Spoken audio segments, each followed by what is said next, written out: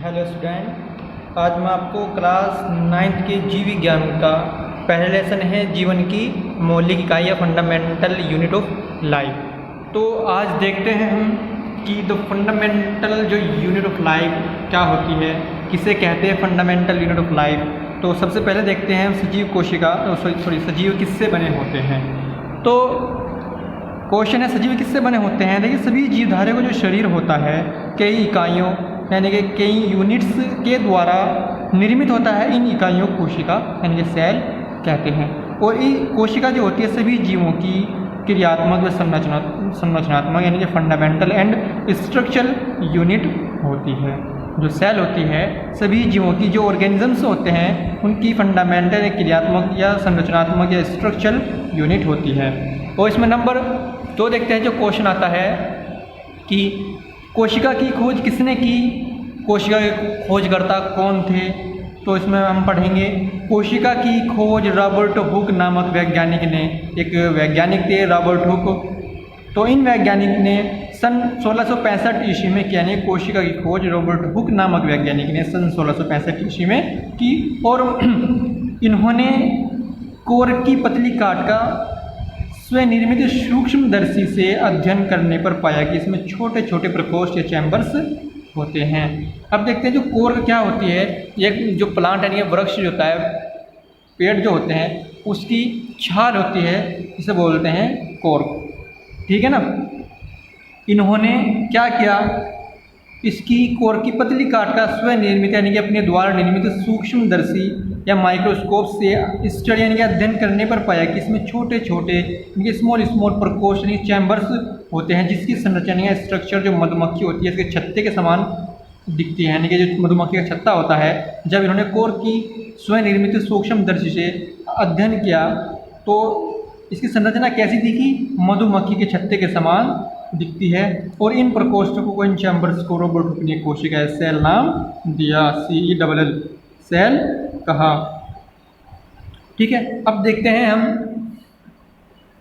कोशिका को जीवन की संरचनात्मक व क्रियात्मक यानी कि स्ट्रक्चरल फंक्शनल इकाई क्यों कहते हैं। जो स्ट्रक्चर कहते हैं संरचनात्मक को, फंक्शनल कहते हैं क्रियात्मक इकाई क्यों कहते हैं।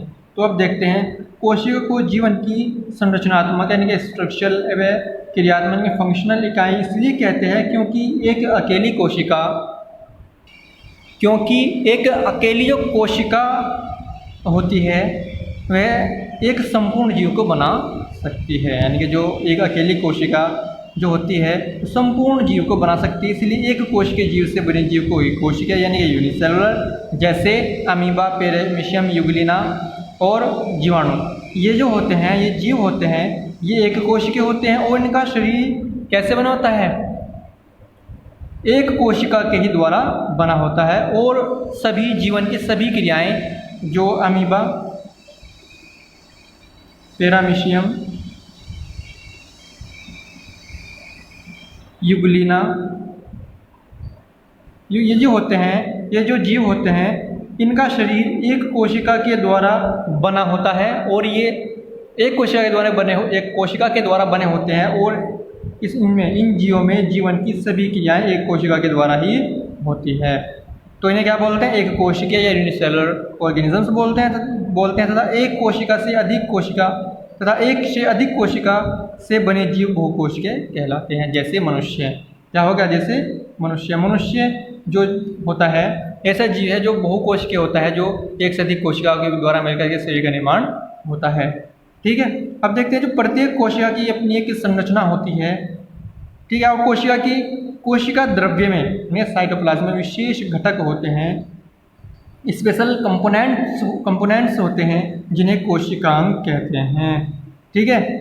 और कोशिकांगों के कारण ही कोई या एक कोशिका जीवित रहती है और अपने समस्त कार्य करती है। ये था कोशिका की जीव किससे बने होते हैं, कोशिका के द्वारा बने होते हैं।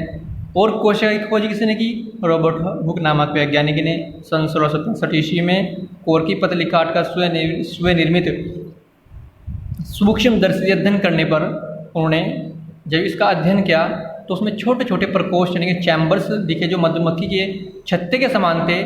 तो इन्होंने इन छत्तों को क्या कोशिका सेल नाम दिया।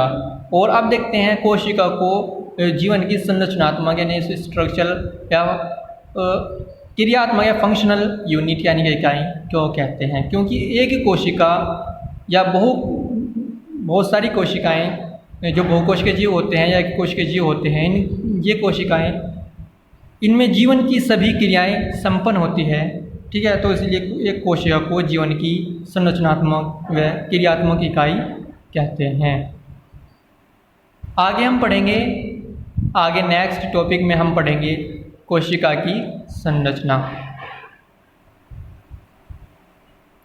और इसके कार्य।